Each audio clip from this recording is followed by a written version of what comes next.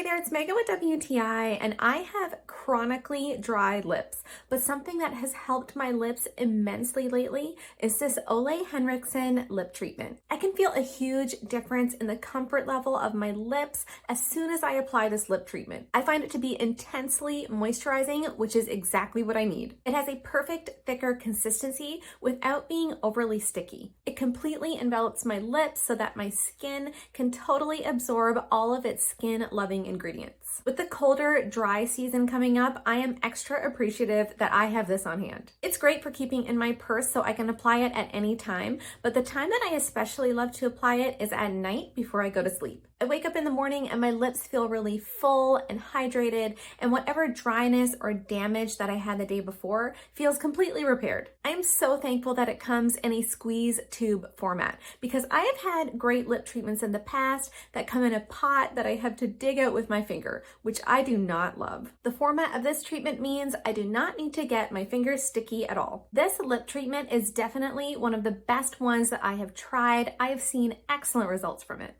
And that's my point of view.